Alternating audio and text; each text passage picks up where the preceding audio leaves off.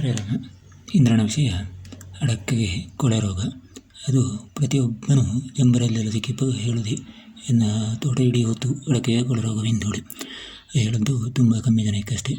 ಅದರಲ್ಲಿಯೂ ರಜೆ ಜೀವನ ಮಾಡುವವು, ಒಂದು ಎಕರೆಲ್ಲ ಇಪ್ಪವು ಜೀವನ ಮಾಡುವವರ ಸಂಗತಿ ಅದು ಗತಿ ಹೇಳಕ್ಕೂ. ಇಡೀ ರೋಗ ಬಂತು ಹೇಳಿದರೆ ಒಂದು ಮರಕ್ಕೆ ಹಿಡಿದರೆ ಅದು ಅದರ ಕಡಿತು ಕೆಲವು ಜನ ಕಡಿದರೆ ಬಾಕಿ ಅದು ಹಬ್ಬಲಿಲ್ಲ ಹೇಳಿ ಅದು ಬಂತಿಪ್ಪ ವಿಚಾರ. ಹಾಗೆ ಆದರೆ ಹಿಂಗಿಪ್ಪು ಒಂದು ಎಕರೆ ಎಲ್ಲ ಅಡಕೆ ಇಪ್ಪವು, ಒಂದು ಎಕರೆ ತೋಟ ಇಪ್ಪವು. ಅದರ ಕಡೆಯಲು ತುಳಿದರೆ ಮುಂದೆ ಹಂಗೆ ಎಂತ ಮಾಡೋದು, ನಾಳೆ ನೀವು ಎಂತ ಮಾಡೋದು. ಹಾಗೆ ಅವಕ್ಕೆ ಕಡಿಯುವಂಥದ್ದು ಕಷ್ಟ. ಒಂದು ಎರಡು ಮರ ಆದರೆ ಕಡಿಯೋಲಕ್ಕು, ಇಡೀ ಮರಕ್ಕೆ ಹಬ್ಬಿತ್ತು ಉಳಿಯಾದರೆ ಅವರ ಜೀವನವೇ ಮುಂದಂಗೆ ತುಂಬ ಕಷ್ಟ ಆಗುವಂಥದ್ದು ನಿಮ್ಮೆಲ್ಲರಿಗೂ ಬಂತ ವಿಚಾರ. ಅದು ಆದರೆ 10-20 ಎಕರೆ ಎಲ್ಲ ತುಂಬ ಇಪ್ಪೋಕ್ಕೆ ಅದು ದೊಡ್ಡ ಸಂಗತಿ ಹೇಳಾಗುತ್ತಿಲ್ಲ, ನಷ್ಟವೇ. ಆದರೆ ತುಂಬ ಕಷ್ಟ ಆಳೆ. ಹಾಗೆ ಇನ್ನೊಂದು ಹೇಳಿದರೆ ಚುಕ್ಕಿ ರೋಗಗಳು ಹೇಳಿದರೆ ಇದೊಂದು ಭಯಂಕರವಾದ ಧೂಳಿರ್ತವು ಹೇಳಿದರೆ ಅದು ಇಡೀ ಮರವನ್ನೇ ತಿಂತೋಡಿ ಹುಳುದಿಂದ ಹಾಗೆ ಹೊರಳೆ ಬಂದ ಹಾಗೆ ಹೇಳಕ್ಕೂ. ಇಡೀ ಮರವನ್ನೇ ತಿಂತು ಅದು ಇಡೀ ಮರವನ್ನೇ ಹಬ್ಬತ್ತು, ಎಲ್ಲ ಮರಕ್ಕೂ ಹಬ್ಬತ್ತು, ತೋಟ ಇಡೀ ಹೊತ್ತುಳಿರ್ತವೆ.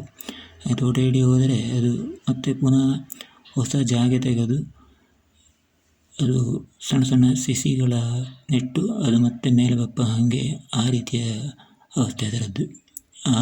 ಇದು ಚುಕ್ಕಿ ರೋಗಗಳು ಹೇಳುವಂತಹದ್ದು.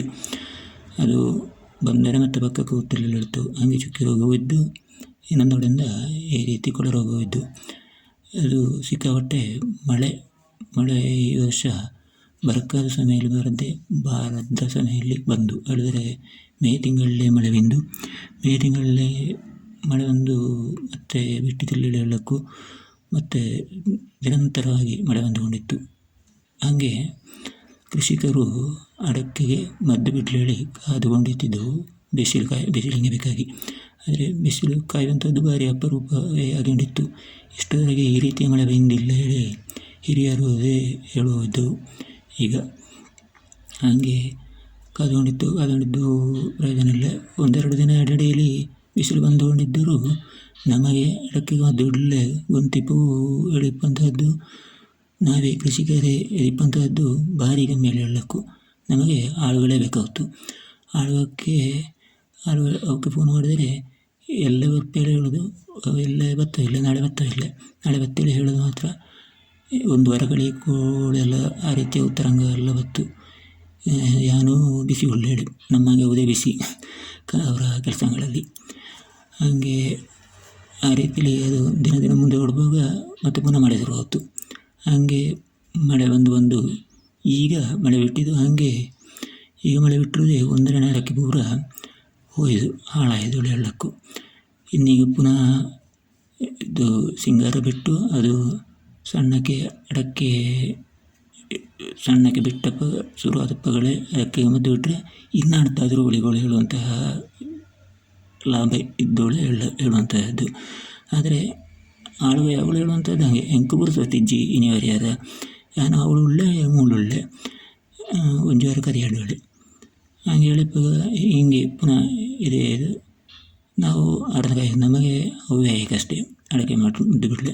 ಆದರೆ ಈಗ ಆಳೋಕ್ಕೆ ತುಂಬ ಕಷ್ಟ ಅಂತಿಲ್ಲ. ಎಂತ ಹೇಳಿದ್ರೆ ಮೊದಲಣ ಹಾಗೆ ಮರಂಗಕ್ಕೆ ಮದ್ದು ಬಿಡುವಂತಹ ಇದು ಕಷ್ಟಂಗಿಲ್ಲ.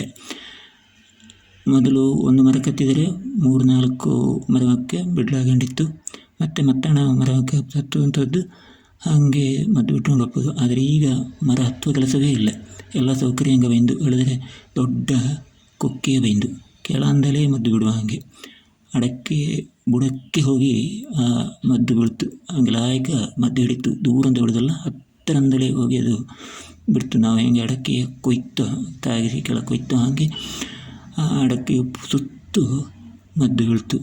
ಆ ರೀತಿಯಲ್ಲಿ ತುಂಬ ದಿಕ್ಕ ಹಂಗೆ ಪ್ರತಿಯೊಂದು ಮರಕ್ಕೆ ಹೋಗಿ ಅದರ ಹೋಗಿ ತಗೊಂಡೋಗಿ ಕೊಯ್ಲಾಯ್ತು. ಲಾಯಕಲ್ಲಿ ಅಡಕ್ಕೆ ಮದ್ದು ಸರಿಯಾಗಿ ಹಿಡಿತೋಳೆ ಹೇಳ್ತವೆ ಬಿಡಿದು ಹೋಗುವುದೇ.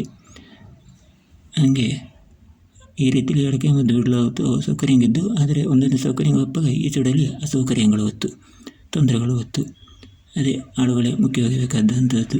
ಅದು ತುಂಬ ಕಷ್ಟ ಆಗ್ತಾಯಿದ್ದು, ಹಂಗೆ ಜೀವನವೇ ಕೃಷಿಕರದ್ದು ಕಷ್ಟಾಳಿ ಹೇಳುವ ಹಾಗೆ ಆಯ್ದ ಪರಿಸ್ಥಿತಿ. ಹಾಗೆ ಆದರದೇ ದೇವರು ನಮ್ಮ ಕೈ ಬಿಡ ಹೇಳುವಂತಹ ಧೈರ್ಯ ನಮಗಿದ್ದೋಳು ಹೇಳಕ್ಕೂ. ದೇವರು ಯಾವತ್ತೂ ಕೈ ಬಿಡ್ತಾನಿಲ್ಲ, ನಾವು ದೇವರ ಕಾರ್ಯ ಮಾಡ್ತಾ ಇಪ್ಪ ಗಾಳಿ ಹೇಳುವ ಹಾಗೆ ಇದು ಕೃಷಿಕರ ಪರಿಸ್ಥಿತಿ. ಆದರೆ ಒಂದೇ ಬರೀ ಅಡಕೆಯನ್ನೇ ನಂಬಿಕೊಂಡಿಪ್ಪೋಕ್ಕೆ ತುಂಬ ಕಷ್ಟ. ಅದರೊಟ್ಟಿಗೆ ಬೇರೆದು ಬೆಳೆಗಳೆಲ್ಲ ಇದ್ದವು, ಗೆಣಮೆಣಸು ಕಾಯಿ ಹೇಳಿ ಕಾಯಿಗೆ ರೇಟು ಸಿಕ್ಕಾಬಿಟ್ಟೆ ಬೈಂದು ಮೊನ್ನೆ 100 ರೂಪಾಯಿಯ ಮೇಲೆ ಆಯಿತು. ಮತ್ತೆ ರಜಾ ಕಮ್ಮಿ ಆಗ್ತಾಳೆ, ಅದು 20 ಮಾರುಕಟ್ಟೆ ಹೇಳಿದರೆ ಏರೋದು ಇಳಿಯೋದು 20. ಅದು ಅದರಲ್ಲಿ ವ್ಯತ್ಯಾಸ ಆಗಿಂಡಿಪ್ಪಂತದ್ದೇ ಒಂದೇ ರೀತಿಯಲ್ಲಿ ಹೋಗುತ್ತಿಲ್ಲ, ಇಳ್ಕೊಂಡೇ ಇರ್ತಿಲ್ಲ, ಹಾಗೆ ಏರಿಕೊಂಡೇ ಇರ್ತಿಲ್ಲ. ಏರಿಕೊಂಡಿದ್ದರೆ ನಾನು ಹತ್ತಿ ಇಳಿತು, ಹಾಗೆ ಇಳ್ಕೊಂಡಿದ್ದರೆ ನಾನು ಹತ್ತಿ ಹೇಳುವಂತಹದ್ದು ಒಂದಿಪ್ಪ ವಿಚಾರ. ಹೀಗೆ ಒಂದನ್ನೇ ನಂಬಿಕೊಂಡಿಪ್ಪೋಕ್ಕೆ ಮಾತ್ರ ಜೀವನದಲ್ಲಿ ತುಂಬ ಕಷ್ಟ, ಮತ್ತೆ ಮುಂದೆ ಒಪ್ಪಲುದೇ ತುಂಬ ಕಷ್ಟ. ಹಾಗೆ ಇದು ಈ ಅಡಕೆ ವಿಚಾರ ನನಗೆ ಒಂದಿಪ್ಪಂತಹ ವಿಚಾರಗಳ ಹೇಳಿದ್ದೆ. ಹಾಗೆ ನಿಮಗೆ ಈ ನನ್ನ ವಿಡಿಯೋ ಹೆಂಗಾಯಿತು ಎಂಥದ್ದು ಎಂತ ಹೇಳುವಂಥದ್ದು ದಯವಿಟ್ಟು ತಿಳಿಸಿ. ಸಬ್ಸ್ಕ್ರೈಬ್ ಆಗಿ ಎಲ್ಲವನ್ನು ಹಂಚಿಕೊಳ್ಳಿ. ಹಾಗೆ